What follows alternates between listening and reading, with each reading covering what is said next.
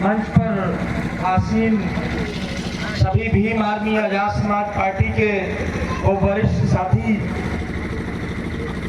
सभी सीनियर्स तथा इस कार्यक्रम को आयोजन करने वाले सभी साथी, साथ ही साथ आपके इस जनपद के जिला संयोजक भाई प्रदीप बौद्ध जी तथा मेरे सामने बैठे हुए इस क्षेत्र के और हमारे कार्यकर्ता माताएं बहनें, आप सबको मेरा जय भीम। साथियों, जैसा आप मुझे देख रहे होंगे, मैं जब से बैठा बहुत शांतिपूर्वक बैठा था। आपके जिला अध्यक्ष जी ने मुझसे पूछा, अध्यक्ष जी आपके पास समय है? हमने कहा क्यों? तो उन्होंने कहा कि हम चाहते हैं कि हम कुछ लोगों को बुलवाएं। हमने कहा बिल्कुल, क्योंकि हमने ये चीज सीखी है कि सिर्फ बोलना जरूरी नहीं है, सुनना भी जरूरी है। तो हमने मौका इसीलिए दिया क्योंकि कोई जल्दबाजी नहीं है। कल मेरा कार्यक्रम बांधा है, तो बांधा हम रात में भी यहाँ से छूटेंगे तब भी पहुंच जाएंगे। तो हमने अपने साथियों को, अपने सीनियर्स को सुना। तो आप जब मेरे चेहरे की तरफ देख रहे होंगे तो मैं बहुत खामोश बैठा था। कारण वो कहावत है ना कि जो खामोश होता है उसके अंदर बहुत दर्द पलता है। और हकीकत यही है, मैं जब आप लोगों को देख रहा हूँ तो मैं आने के बाद से आप लोगों को देखा तो मुझे ये लगा कि मैं हर रोज जब माइक पकड़ता हूँ तो मैं बहुत उत्तेजित भाषण देता हूँ। आप सब सुनते रहते हो।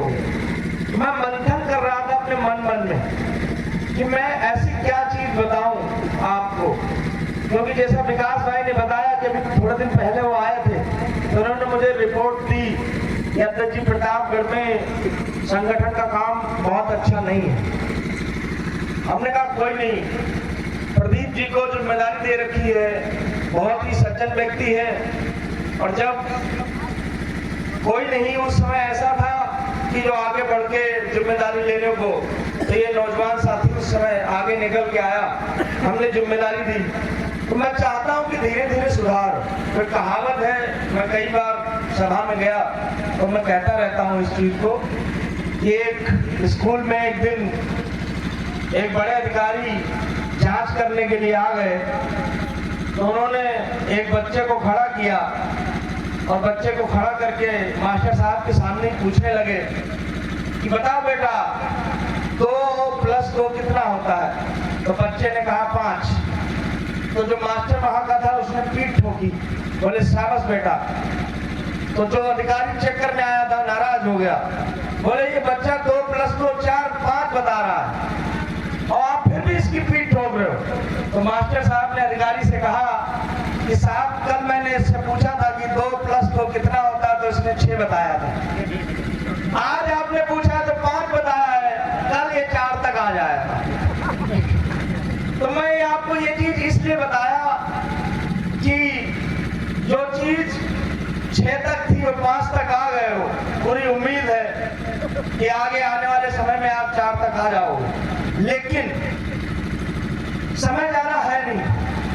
आपने अभी सुमन साहब को, बहुत सीनियर साथी हैं, उन्होंने आपको उस समय उस दौरान की बहुत सारी चीजें बताई और कोई चीज झूठ नहीं बताई। उन्होंने जो वाक्य बताया उन सारे वाक्यों से हम वाकिफ हैं, सत्यता है। इन्होंने अपने हिस्से का काम कर लिया, इसीलिए जब ये खड़े हुए माइक पकड़ी और इन्होंने बाबा साहब की इस मूर्ति का जिक्र किया तो आप लोगों ने जोरदार तालियां बजाई। क्यों?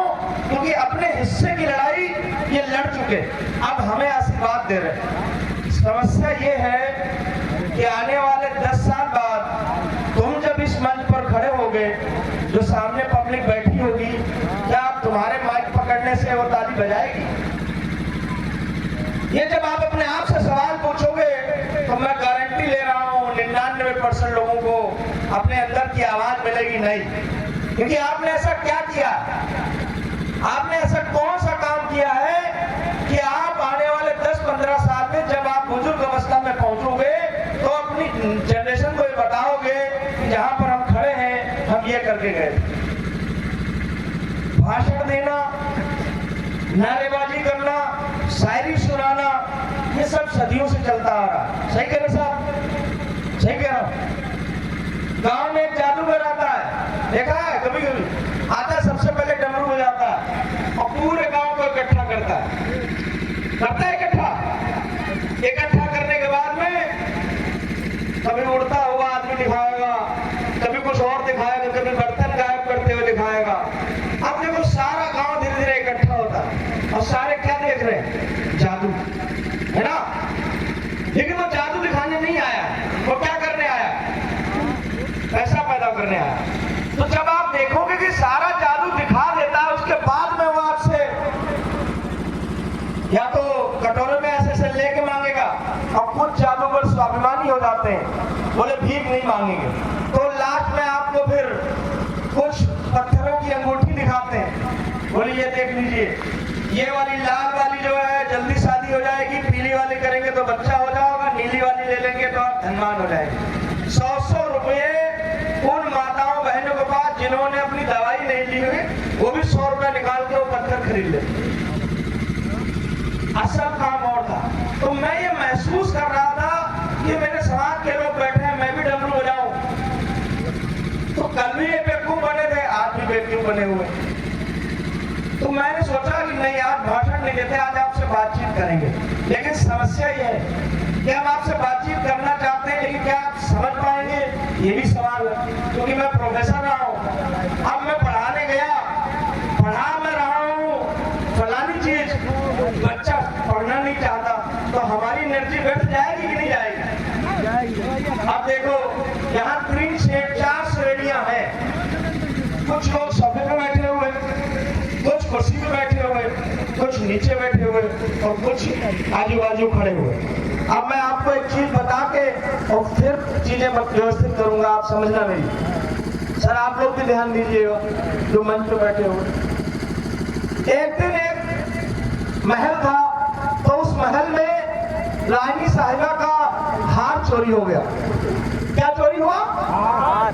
देखो मैं कोई चीज तुम्हें क्या बताऊंगा जो मुझे लगेगा कि तुम समझना चाहते हो, और मैं गारंटी दे रहा हूं कि अगर आपने मुझे अगले 15 मिनट सुना तो आज से पहले आपने किसी को नहीं सुना हो। इतनी गारंटी कोई ले सकता है आज के जमाने में। लेकिन जवाब ये है कि तुम में भी चेतना जगनी चाहिए। अगर जबरदस्ती बैठाले गए हो, पैसा लालच वाला दे के यहाँ बैठाला गया और तुम अम्बेडकरवादी नहीं हो, तो फिर मेरा इस भीड़ से कोई काम नहीं। फिर तो मेरे लिए ये लोग जो भीम आर्मी के लोग हैं, मैं इन्हीं से बात कर लूंगा।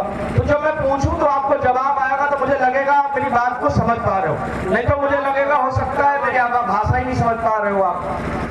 तो रानी साहिबा का हार चोरी हो गया। अब रानी साहिबा ने सब दरबारियों को बुलाया, बोले आओ और पता लगाओ कि मेरा हार कहाँ गुम हुआ। तो किसी दरबारी ने बताया कि रानी साहिबा आपका हार मेज पे रखा हुआ था, किसी चूहे ने खा लिया। तो बोली मुझे मतलब नहीं है कि चूहा खाए या कुत्ता खाए, मुझे हार चाहिए।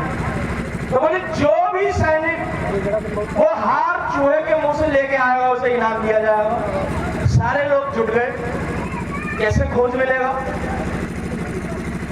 तो गड्ढों में पानी भरा गया, महलों में पानी भरा गया, सारे चूहे जो है वो बाहर निकल आए, एक कमरे में बंद किया गया।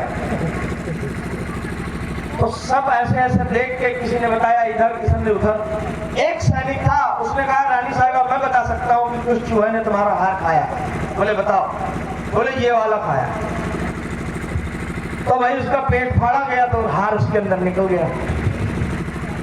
अब रानी साहिबा ने कहा कि मैं तुम्हें इनाम तो दूंगी, लेकिन मुझे ये बताओ ये विद्या तुमको कैसे पता चली, कि देख के इतने चूहों में कैसे पता चला कि ये वाला खाया? तो उस आदमी ने ये बताया, सैनिक ने ये बताया कि रानी साहिबा सारे चूहे एक कोने में इकट्ठा थे, ये अकेला चूहा था उधर कोने में इकट्ठा हुआ। तो जिसका पेट ज्यादा बड़ा हो जाता है, ज्यादा भर जाता है, वो अपने आप को थोड़ा अलग महसूस करता है। अब आप इस सभा पे नजर डालो, जो ये सड़क पर खड़े हुए लोग हैं, इनका पेट बड़ा हुआ, ये या तो अपने आप को बहुत धनवान समझ रहे हैं कि इनकी पैंट गंदी हो जाएगी, या इनके दिमाग में कि हम छोटे इतने हैं कि हम जमीन में बैठ जाएंगे। असल मुद्दा ये है जमी साहब कह रहे थे कि हमें लड़ाया जा रहा है, हमें पीटा जा रहा है। हमें पीटा नहीं जा रहा, हमें लड़ाया नहीं जा रहा, हम पिट रहे हैं और हम लड़ रहे हैं। जिस दिन तुमने इस बात पे बात करना शुरू कर दी, समाधान आपका हो जाएगा। जब व्यक्ति अपने समाज से अपने आप को अलग कर लेता है तो कहां से समानता आएगी, कैसे समानता आ सकती है? कुछ लोग उधर खड़े हो गए, कुछ इधर खड़े हो गए, कुछ मंच के पीछे, कुछ और उसके पीछे। अभी देखो मैं बोला हूँ तो उधर चले गए होंगे, नजर डाल के देखो। उन्हें नहीं मतलब, उन्हें क्या मतलब है कि आज हम इस सभा में गए, 2-4 फोटो खींची, अपने फेसबुक पर डाली और सुबह में मोहल्ले वालों ने देखी, उनके दोस्तों ने देखी, हीरो। नहीं हीरो बन सकते। हीरो काम से बनता है। एक एक लड़के को अगर मैं खड़ा करूँ ना, बेइज्जती हो जाएगी। फिर आप कहोगे कि प्रदेश जी आए हमारे जनपद में बेइज्जती करके गए। इस सभा में 10 आदमी से ज्यादा आपको जानने वाले लोग नहीं बैठे होंगे। मैं भीम आर्मी के लोगों से बात कर रहा हूँ। कारण कि जहां तुम्हें बोलना था वहां तुम बोलना नहीं चाहते। अभी देखो 5-6 लोगों ने भाषण दिया, वो बहुत बढ़िया बोले। वो हमारा प्रवक्ता इधर, क्या नाम है तुम्हारा? राजकुमार बोध को आपने सुना? बहुत दमदार भाषण था। एक छोटा भाई वो मीडिया पे भारी था, नीरज, वो भी, उसको भी आपने सुना। जब ये बोल रहे थे आप सबने ताली बजाई। लेकिन मैंने क्या कही कि हर चीज की एक कीमत होगी। कैसे? मैं आपको दिखाता हूँ। ये पानी की क्या है? बोतल। ये कितने रुपए की मिलती है? 5। बताओ। 10 रुपए। प्रयागराज वाले घूमे हैं क्या? प्रतापगढ़ के कितने रुपए की मिलती है? मुझे लग रहा है मैं मूर्खों के बीच में आ गया, सच्चता बता रहा हूँ। कितने रुपए की मिलती है? 5 रुपए की। पूरे प्रतापगढ़ में कहीं भी खरीदोगे 5 रुपए की मिलेगी। ठीक? पक्का? कोई 10 रुपए की नहीं देगा। लेकिन यही पानी की बोतल जब आप एयरपोर्ट पे जाओगे तो कितने की मिलेगी? 50। 20 रुपए की नहीं, आधा लीटर वाली जो बोतल होती है, जो यहाँ 10 रुपए की 70 रुपए की मिलती है एयरपोर्ट पे। 1 लीटर 100 रुपए। 5% लोग ही गए होंगे एयरपोर्ट पे यहाँ से, इसलिए बता रहा हूँ। ये वाली बोतल की कीमत कम से कम 40 रुपए है। अब देखो वही बोतल, वही पानी, कीमत बढ़ गई। यानी क्या बदला? स्थान। अब राजकुमार ने भाषण दिया, ठीक, लेकिन स्थान गलत था। पूछो क्यों? बताओ, बुरा तो नहीं मानूंगा, सीखना चाहते हो? राजकुमार को कितने लोग आज के पहले जानते हैं? हाथ खड़ा करो ईमानदारी से। आज से पहले देखा तुमने? ठीक। आप कितने लोग जानते हैं? हाँ, अब आप जनता जाग रही है। अब देखो, जैसे ये कार्यक्रम लिया, प्रदीप जी आओ, ऊपर ही आ जाओ। प्रदीप ने कार्यक्रम लिया, तुम इतना अच्छा बोलते हो तो तुम्हारा कर्तव्य ये बनना चाहिए था कि मेरे आने के पहले इन गांवों में जा जाकर यही वाली चीज तुम्हें गांवों में जा जाकर बतानी चाहिए। अरे मेरा घर कितनी दूर है? मेरा घर कितनी दूर है? काफी दूर है। बताएगा कोई? सीतापुर की दूरी कितनी? 250 किलोमीटर। 250 किलोमीटर जी। जब तुम जिस मीटिंग में आए हो उसमें तुम्हें नहीं जान रहे, देखो मुझे मूर्ख बना सकते हो। मैंने इसलिए तुमसे कहा कि जो लोग कोचिंग में पढ़ते हैं और नकल करते हैं, तो कोचिंग में उनके पिताजी गांव में ये कहते हैं कि हमारा बेटा इस समय दिल्ली में पढ़ रहा है, उसके 50 में 50 नंबर आ रहे हैं। लेकिन जब दाखिला होने का नंबर आता तो बेटे का दाखिला नहीं होता। क्यों नहीं होता?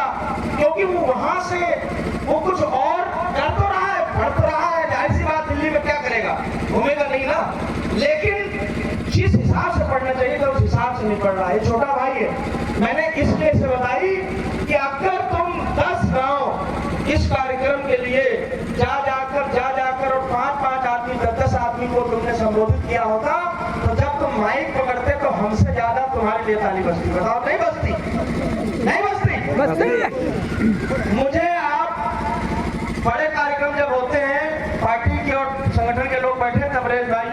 ये सारे लोग। मुझे आप चंद्रशेखर भाई के कार्यक्रमों में बहुत कम देखते होंगे। देखा है आपने मेरी तस्वीरें नहीं देखी है आपने? क्यों?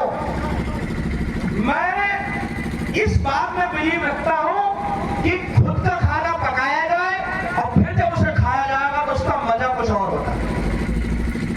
तुम्हें यकीन नहीं, किसी दिन ये माता जी और तुम्हारी बीवी, तुम्हारी बहन घर से चली जाए और तुम खिचड़ी डालो और खिचड़ी जल जाए और फिर भी जब तुम खाओगे तो तुम्हें बहुत आनंद आएगा, नहीं आएगा? आएगा। और जब दूसरा वाला मिलता है ना तो भले ही बिरयानी मिले, मुर्गा मिले, तो उसमें हम ये कहते हैं नमक कम है, मजा नहीं आता। क्यों? क्योंकि आपने पकाया नहीं है।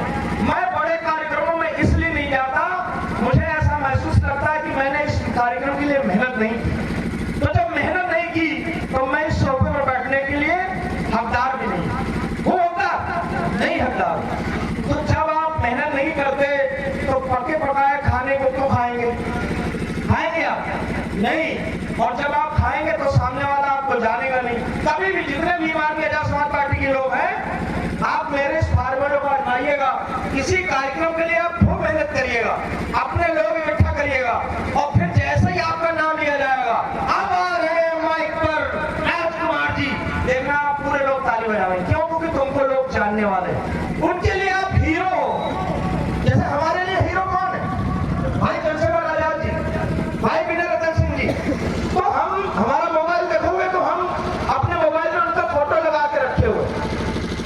लेकिन जहां राजकुमार जी जाते हैं मीटिंग करने के लिए, जब मीटिंग खत्म होती है तो वहां के लोग तुम्हारे साथ फोटो खिंचाते हैं।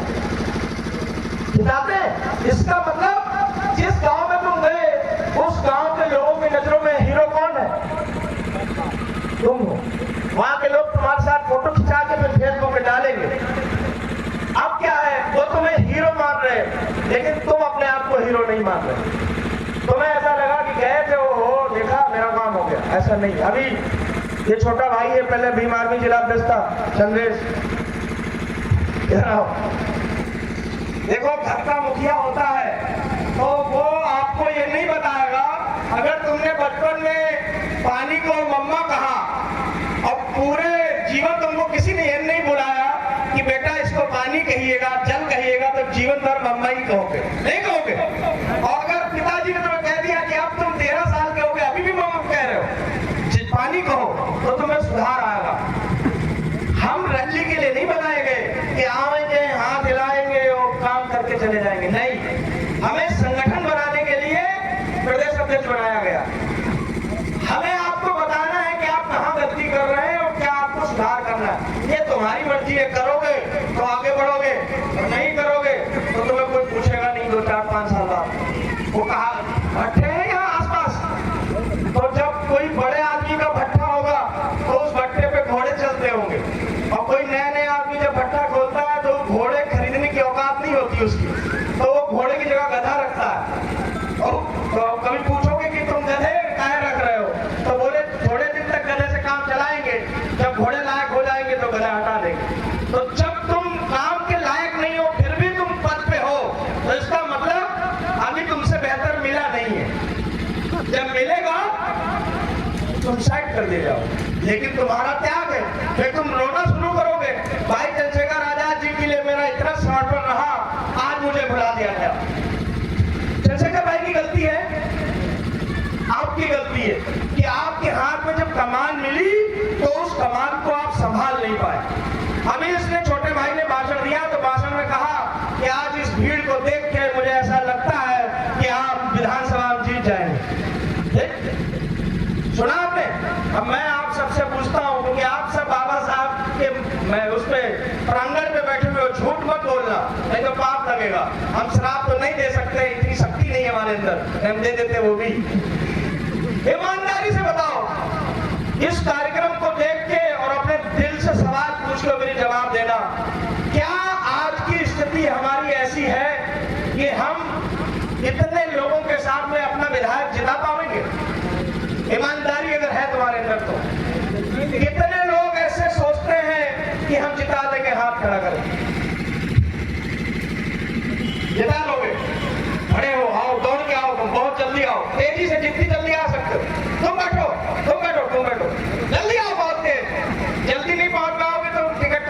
जाएगा, हम लेके आए। जल्दी आओ दौड़, आ जाओ, बहुत स्लो हो गया। अब तक वो वहां पहुंच गए। नाम बताओ अपना। ज्ञानचंद सरोज। ज्ञानचंद सरोज जी को कितने लोग जानते हैं इस सभा में?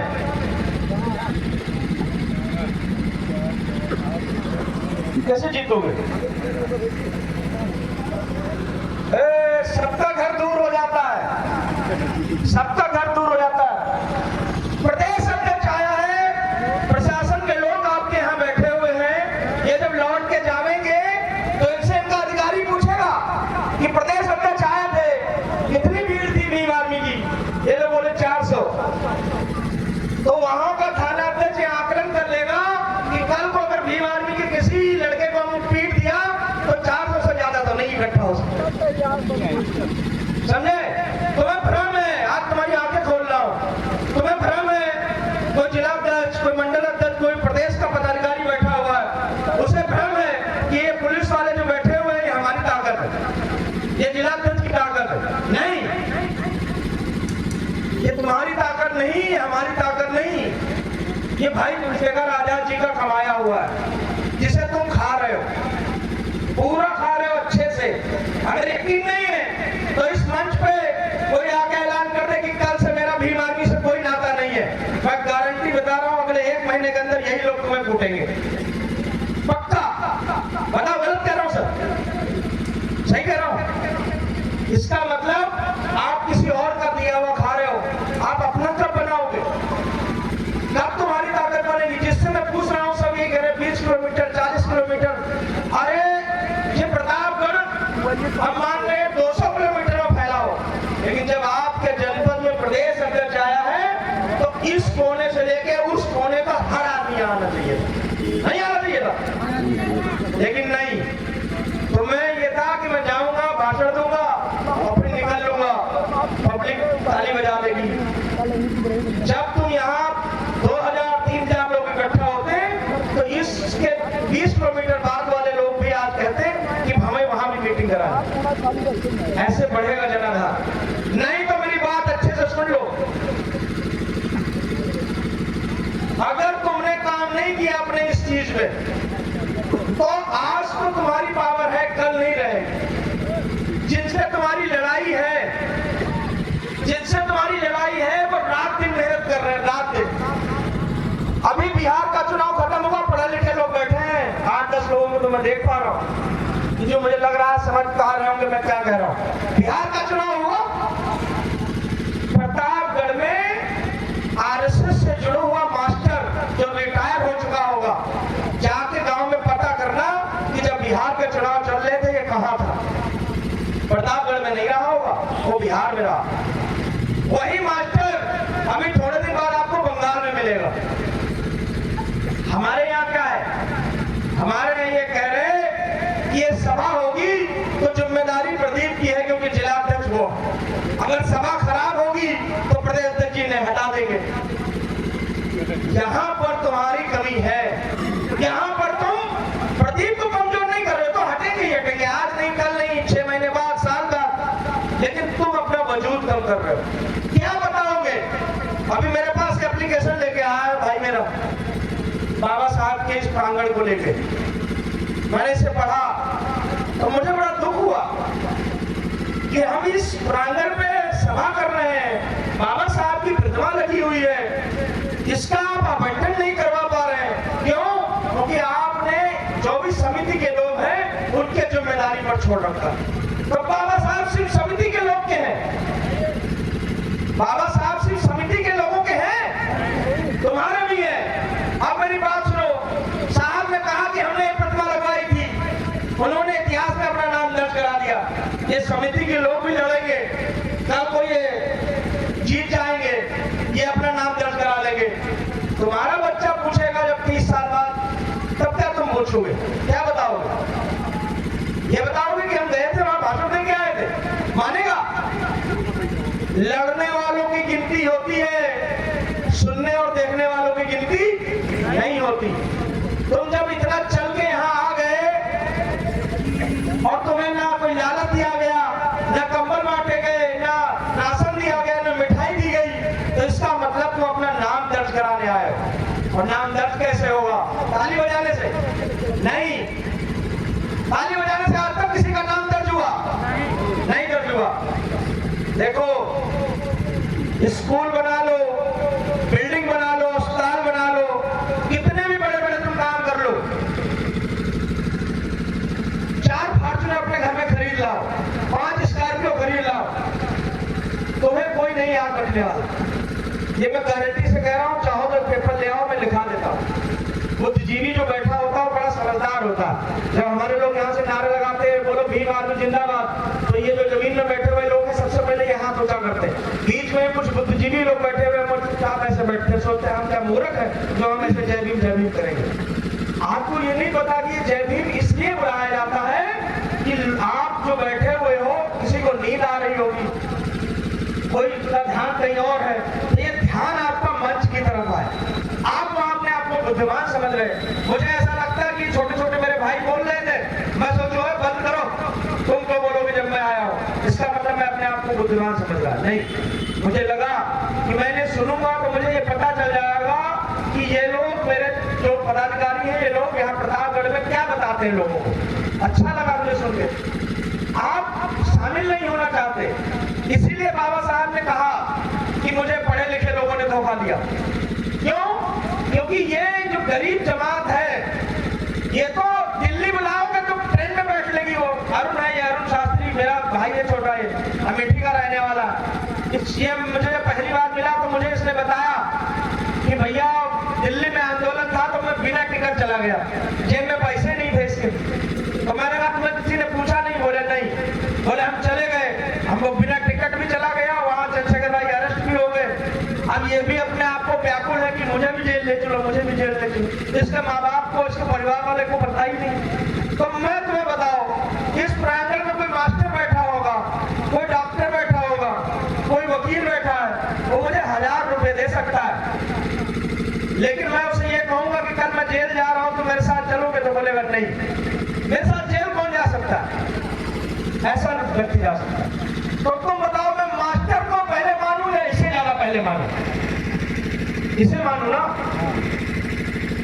जब दिल्ली में चंद्रशेखर भाई आह्वान करते हैं कि मैं जंतर मंतर पर रैली करूंगा, आप लोग आओ, तो आप गौर करिएगा, जिनके पास स्कॉर्पियो है वो 5 आदमी लेके जाते हैं, और जो बड़ा आदमी है वो फ्लाइट से चला जाता है लखनऊ से। लेकिन जो गरीब लड़के हैं वो जनरल बोगियों में बैठ के ट्रेन के नीचे लेटे हुए हैं, जमीन उस पे, फर्श पे, और एक एक बोगी में 300-300 आदमी भरा हुआ है और दिल्ली आ रहा है। तो तुमने जिस दिन इन लोगों से प्यार करना छोड़ दिया, उस दिन तुम्हारा संगठन नहीं बढ़ पा रहा। तुम्हें मान सम्मान उनका भी रखना है, मास्टर डॉक्टर का भी, लेकिन तुम्हें इनका बहुत ध्यान रखना है। इसीलिए जब जमीन में कोई बैठता है, मेरी नजर उस पर सबसे पहले जाती है कि ये व्यक्ति कहीं किसी भी लायक है, इससे आप जो भी जिम्मेदारी देते हो ये घबराएगा नहीं। और आज लोग देखे बोले अच्छा सोफा नहीं खाली है, तो साइड में खड़े हो गए, नहीं खाली है, ये तो खाली है, ये भी तो हमारा ही है। ये क्या है? जिस कुर्सी में तुम बैठे हो किसने टेंट लगवाया है यहाँ पे? प्रदीप ओ भाई मालिक, ध्यान का ये टेंट किसने लगवाया? हाँ इधर आओ। कौनेन जी, देखो कौनेन जी की मुझे बात बहुत अच्छी लगी। मुझे नहीं पता कि भविष्य में प्रधान, जिला पंचायत, विधायक, सांसद बनेंगे कि नहीं, लेकिन इतना मुझे जरूर पता है कि इस व्यक्ति के अंदर ईमानदारी है। अब आप कहोगे कैसे? अध्यक्ष जी अभी अभी आप मिले, जब वो व्यक्ति ने माइक पकड़ी तो बड़ी ईमानदारी से कहा कि मुझे अभी बोलना नहीं आता, मैं सीखता हूँ। ये है किसी में हिम्मत? जब आदमी इस छोटे मंच से ये कह सकता है कि मुझे नहीं आता, कल को तुम्हें भ्रमित नहीं करेगा। तुम जाओगे, कहोगे भैया मुझे कॉलोनी दे दो, अगर वो नहीं दे सकता तो तुम्हें बताएगा कि हम कॉलोनी नहीं दे पाएंगे, इस समय क्योंकि है नहीं। ऐसा नहीं कि तुमसे 30,000 रुपया ले लिए और अपने वाला 2 रुपया और बढ़ा दिया, ऐसा नहीं करेगा। तो मुझे ये चीज समझ आई। अब ये बताओ कौनेन जी, ये प्लास्टिक की कुर्सी जिसपे लोग बैठे हुए हैं, इसका कितना किराया है? ईमानदारी 4 रुपया। 4 रुपए की कुर्सी पे बैठे हुए हो और गलती से अगर एक तक नहीं पहुंच पाई तो 8 रुपए की हो जाएगी, हो जाएगी 8 रुपए की।